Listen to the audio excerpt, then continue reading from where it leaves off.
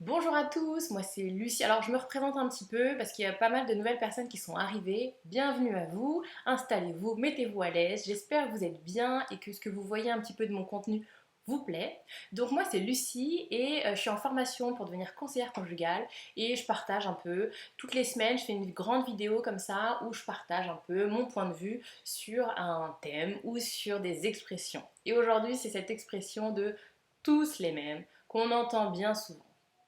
Et j'ai envie de dire qu'elle est quand même très utile, cette pensée. Non mais, elle est vraiment utile. C'est pas moi qui veux pas. Ah non, moi je dirais pas non. C'est pas de ma faute, c'est leur faute à eux. C'est la faute à eux là, tous ces hommes qui se ressemblent. Tu vois comment cette idée, elle t'enferme dans l'inactivité et dans la déresponsabilisation de tes actions, de tes décisions. Alors du coup c'est simple, t'es mal dans ton couple, alors tu fais rien. Tu fais rien, tu restes parce que de toute façon, à quoi ça servirait? C'est tous les mêmes. Pourquoi le quitter lui? Un autre, ce serait pareil. Et donc tu bouges pas, tu prends pas de décision et tu restes comme ça, moitié heureuse, moitié malheureuse et les années passent. Et c'est vrai, parfois, tu as cette pensée de tous les mêmes parce que c'est ce que tu as connu. Tu n'as connu que des relations difficiles, tu as toujours eu des relations compliquées et tu n'es tombée que sur des hommes qui t'ont rendue malheureuse. Et parfois, j'entends même certaines femmes qui disent qu'elles les attirent. Moi, j'attire les pauvres types. Moi, j'attire les connards. Excusez-moi pour ma vulgarité.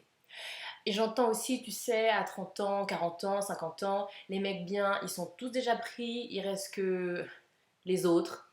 Bon, premièrement, j'imagine que je ne t'apprends rien, mais je le dis quand même, c'est toujours bon de le répéter. Ces pensées-là, ce type de pensées, tu t'en doutes, elles ne vont pas te servir, elles ne vont pas t'aider, elles ne vont pas t'élever. Ça va juste rester là à t'enfermer dans l'inaction. On bouge pas, on est passive, on subit. Et donc moi aujourd'hui je te partage mon point de vue, encore une fois je le dis à chaque fois mais c'est important, ça n'engage que moi, c'est mon point de vue, ma manière à moi de voir les choses.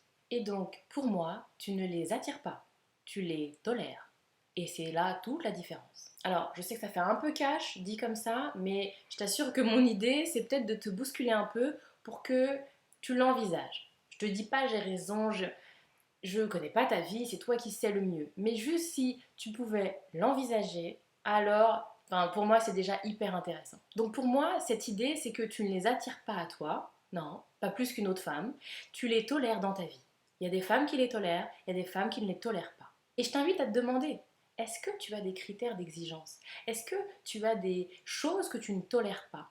Et si tu as ces critères, est-ce que tu les respectes quand tu rencontres quelqu'un? Est-ce que tu ne transiges pas avec tes critères? Alors, je vais prendre un exemple bateau, mais qui est parlant et qui revient souvent, c'est le manque de respect. Il y a beaucoup de femmes, j'entends beaucoup de femmes qui me disent, moi, le respect, c'est hyper important, je veux être avec un homme qui me respecte. Ok. Est-ce que ton homme actuellement, il te respecte? Non. Pourtant, tu restes. Alors, je vous vois venir, vous allez me dire, mais attends, Lucie, on se sépare pas comme ça, c'est pas aussi évident, on claque pas des doigts et puis ça y est, je le quitte. Je sais bien. Mais bien souvent, le manque de respect, c'est pas un truc qui arrive au bout de 10 ans de vie commune. Bien souvent, je vous invite à ce travail d'introspection. Bien souvent, dès le début, il y a des signes. Alors oui, au début, c'est des petits signes. C'est sûr, c'est des petits signes. Mais souvent, les petits signes, on minimise, on banalise, on met de côté pour tout un tas de raisons. Ou alors parfois, ça peut être aussi, ça va s'améliorer, avec moi ce sera pas pareil. Vous voyez, toutes ces idées qu'on a, et on tolère. Et en fait, tu tolères, tu tolères. Et à mon sens, hein, mais ça n'engage que moi, quand un homme te manque de respect au début de la relation, alors qu'il veut te séduire, alors qu'il veut te conquérir, il y a peu de chances que ça s'améliore avec le temps. Il y a peu de chances qu'une fois que tu es séduite, qu'une fois que tu es conquise, il se mette subitement à te manifester du respect. C'est mon point de vue. Alors, c'est vrai que bien souvent, à mon sens, ce que tu tolères, ce que tu acceptes, c'est lié à l'amour que tu te portes, à l'estime que tu t'accordes pour toi. Je sais que c'est un peu perché, mais ça va bien se passer, rassurez-vous. Mais pour moi, la clé, elle est là. Si tu t'aimes assez, si tu te donnes assez de valeur, alors tu toléreras pas le manque de respect envers toi. Parce que tu as trop de valeur pour ça. Parce que tu penses que tu le mérites pas. Parce que tu penses que tu vaux plus que ça. Parce que tu t'es gonflé d'un amour pour te dire non, je m'aime assez, je m'aime trop pour subir ça, pour accepter ça. Et tu ne l'acceptes pas dans ta vie. Tu ne le tolères pas. Et moi, je t'invite à ce travail sur toi. Je t'invite à réfléchir à ça. Et quel est le degré d'amour que tu portes pour toi? Quelle importance tu te donnes? Quelle valeur tu t'accordes? Et je t'invite, si tu sens qu'il y a un déficit, à travailler là-dessus. Parce que en te redonnant confiance, en te redonnant un peu de puissance, alors tu arrêteras d'accepter des choses que tu n'as pas envie d'accepter. Et la deuxième idée que je voulais aborder avec vous, pareil, elle est aussi un peu perchée, mais c'est pas grave, c'est cette idée quand tu dis je les attire. Bon, je t'ai déjà répondu, moi je pense pas que tu les attires, mais je reconnais qu'il y a une partie de création. C'est-à-dire que pour moi, c'est l'idée que tes pensées créent ta réalité. J'imagine que tu l'as déjà entendu, c'est une idée qui est assez répandue dans le milieu du coaching. D'ailleurs, je pense que j'en ferai une vidéo un peu spéciale, mais c'est vrai que là c'était dans le thème, donc j'ai quand même envie qu'on puisse l'aborder. Donc je répète, tes pensées créent ta réalité. Si tu as H24 des pensées de dévalorisation, que toi tu ne mérites que ça, que toi tu n'attires que des pauvres mecs, que toi t'as jamais de chance, que toi t'as jamais eu de chance, t'en auras jamais, que les histoires, les jolies histoires c'est pas pour toi. Et si comme ça tu t'encombres, tu t'entoures de toutes ces pensées comme ça négatives, alors c'est ce que tu vas dégager et c'est ce que tu vas effectivement créer dans ta vie. Alors que si tu commences un travail pour te redonner de la confiance, pour te redonner de l'amour, te redonner de la puissance, alors tu penseras autrement. Et si on part du principe que tes pensées créent ta réalité, si tu penses différemment, ta réalité sera différente.